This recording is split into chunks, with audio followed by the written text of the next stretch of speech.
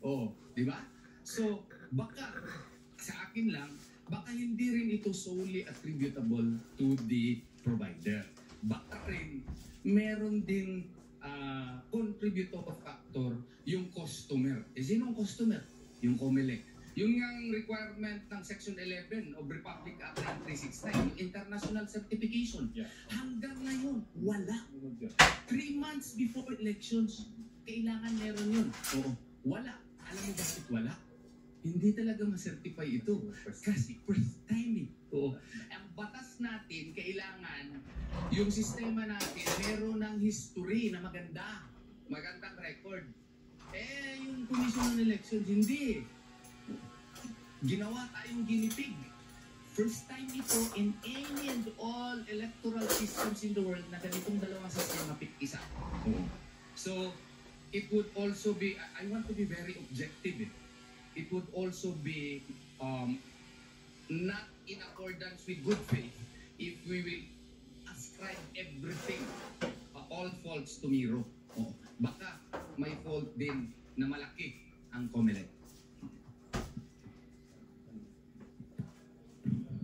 So, ano po, sige po. Anong legality na din yan, sir? By 2020, sir? Well, depende na yan sa mga tao. Kung basahin mo yung Section 31, nakakapriso yun. Diba? Nandun, may penal provision yun. Tapos tingin ko, honestly, gusto ko rin maging objective eh. If you do not follow the mandate of the law, then you are betraying public trust. It may be a ground for impeachment. Yun na. Depende na po yan sa taong bayan. But legal remedy, kung legal remedy kasi, you have to file the necessary petition or case sa COMELEC or sa Korte. But if you're talking of 2028, siguro yan ay legislative remedy. Kailangan baguhin itong mga batas ngayon. Omnibus Election Code as amended, yung automated election law, etc. Yung aking panukala lagi kong sinasabi niyan, kasi kung over-centralized yung powers ng government, kahit na anong departamento yan, maging sa executive department o sa Commission on Election, talagang mahirap mong ma-impose yung transparency and accountability. Sa Amerika, tulad ng binabanggit ko kanina, diba? Bawat estado sa Amerika o bawat county sa Amerika may kanya-kanyang style ng pagboto at saka pagbilang ng kanilang mga boto. Yung mga iba pa nga, talagang manual pa rin, binibilang. Hindi yung automated. Yung mga iba, yung kanilang ginagawa, tinutusok-tusok nila, binubutasan nila yung mga balota. Because pag isang sistema yung inadapt, katulad ng sistema dito sa ating wholesale yung mangyayari na defects. Na yun ang nakita natin for the past several elections since 2010, noong fully automated na 2007, na hindi talaga na-address yung issue ng dayaan sa election. Kasi nung manual pa ang dayaan, no? Doon sa transmission ng election returns. Pagdating sa presinto, dadalhin sa munisipyo sa probinsya. Doon nagkakatalo yung malaking dayaan, dagdag bawas, etc. No? So, tama yung sinabi ni Atty. Torrio na sa precinct level, pursuant to the existing law, na manual counting. Ginagawa natin yan sa eleksyon ng barangay, di ba? Hindi mo automated yung eleksyon ng barangay at nakita natin, hindi ganon wholesale yung reklamo sa manual election and counting of barangay officials. O bakit hindi natin gayahin yung sistema ng barangay election na manual counting, tapos yung canvassing, yun ang electronic para alam na natin agad. Kasi pag manual counting mo yan, meron pa rin trabaho yung mga watchers ng mga kandidato o political parties. Titignan nila kung tama ba yung pag-appreciate ng ballots. Pero dito kasi sa sistema ng hirap, walang kwenta yung mga watchers Wala silang gagawa. They cannot do anything. Kasi makina ang nagpilita kung ano yung magiging resulta itong election na ito. So sana po yung ating mga mambabata, yung mananalo po, mga congressmen, mga senador, pag may awas sa taong bayan, may awas sila sa bansang Pilipinas, suriin po nila ito, bigyan po sana nila ito ng tamang pagtingin, no? Para nang sa ganon ay hindi tuluyang mamiligro ang demokrasya sa Pilipinas. Yun po ang solusyon po nito.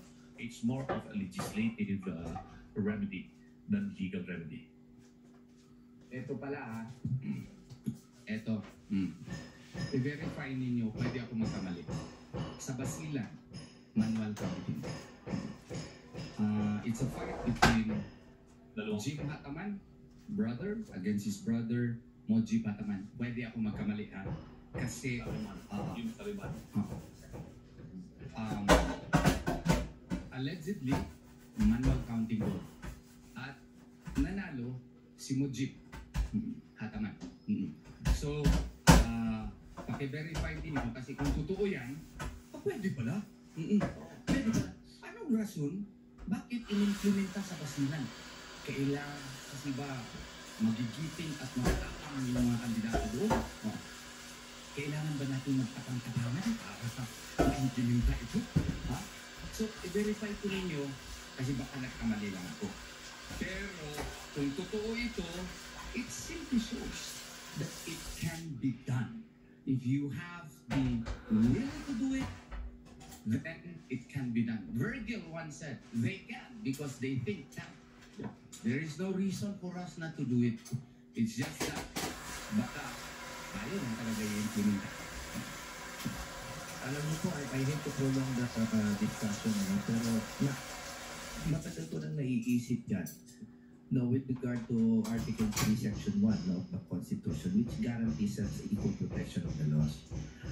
Hindi lang po tungkol sa manual counting sa Basilan, kundi sa implementation of online voting sa ibang bayan. Pare-pareho po tayong botante. We're all similarly situated. Hindi po overseas ka, iba ka na. There is no substantial distinction between a voter overseas and a voter here. There is no substantial distinction between the voter in Basilan and the voter here.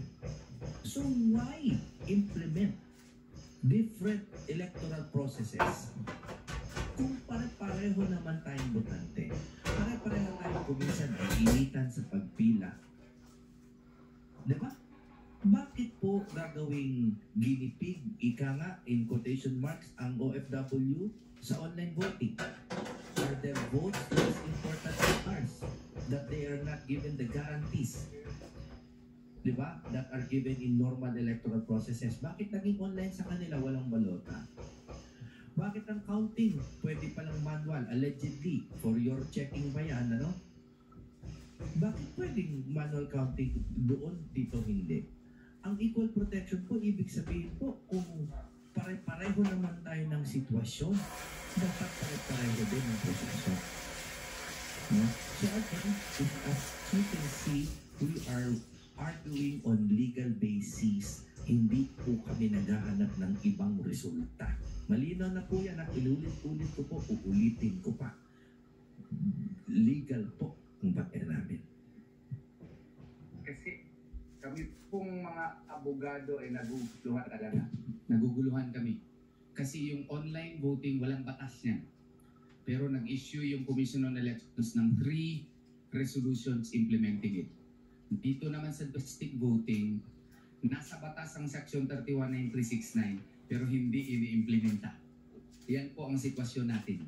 Kaya nga, I subscribe to the view of Attorney Jimmy Bundok.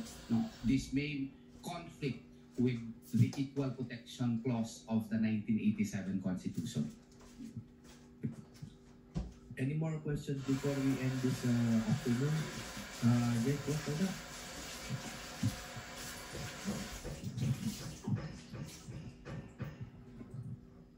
Klaruhin lang natin, no? Criminally liable po ba ang COMELEC since sa recent election, walang tally board, walang reading of official ballots during counting, walang unimpeded view of ballot while counting?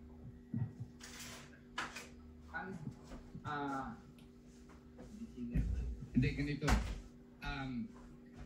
We have a unique situation here because this case or this was made policy by the Commission on Elections. Diba? So, ang policy galing sa Commission on Elections as a body. So, ang mga commissioner at saka chairman ang nag-decide na hindi i-follow yung Section 31. Yung provision kasi doon applies doon sa mga BEIs. Yung members of the electoral board, EB pa lang tawag nila ngayon. Noon, Board of Election Inspectors ngayon, para magiging specifically correct talaga ngayon. EB. Kung hindi mo i-implement yun, pwede ka ma-penalize with criminal penalties at sa imprisonment. Ang problema kasi natin dito, yung mga commissioner can only be removed by impeachment. So, pwede sila kasuhan, oo, pero later on, they can only be removed via impeachment. Yun yung, ano yun eh, yun ang, yung medyo complication doon. Again, final calls for questions, but I hope everyone is satisfied, and sa mga viewers natin, pasensya na kayo mga kaibigan, I'm de facto host for this afternoon, no? Pero we want to thank you also in behalf of PDP Laban, dahil kami po ay authorized to hold this press conference to address the concerns of our countrymen. Siguro, if we, just in case, ito na po yung ending. Pare, I am touched by the gift of Attorney Vic Rodriguez, his presence here this afternoon. And in his personal notes, so binigyan niya kami nitong hardbound, we're not promoting this, hindi naman kami nagbebenta nito. Pero you know what, Attorney Vic, because he is very careful with his emotions, no? He is usually very formal. Pero meron siyang message dito which I would like to end on, just in case tapos na tayo. Kung gusto nyo i-zoom niya na, nakalagay dito May 16, 2025, Attorney Jimmy Bondoc. I'm sure he wrote a similar letter to you guys, no? Thank you for the friendship and for fighting the good fight. Mabuhay ka, maisog, Vic Rodriguez. Yan. Yung sa'yo, anong... Sa akin maganda, May 16, 2025, Dear Bobet Torion, keep on fighting the good fight and looking forward to seeing you in the 2028 campaign, brother. Mabuhay ka, maisog, Vic Rodriguez. Ayan po. So, the keywords, the recurring theme now is fighting the good fight. These are private messages that we have just decided to make public to this afternoon to share with you the intent talaga of our of this movement. We're just fighting the good fight. Despite all the possibilities of ridicule and the yung mga resurgence ng mocking, and we're not concerned about that. Nandito po kami para right now, actually, as officers of the court. Right now, no? And Philip, as a sincerely concerned citizen, no, for the future of our electoral processes in our democracy. So maraming salamat. Kung okay na po ba tayo? Thank you. Okay po. Maraming salamat po, and God bless you all.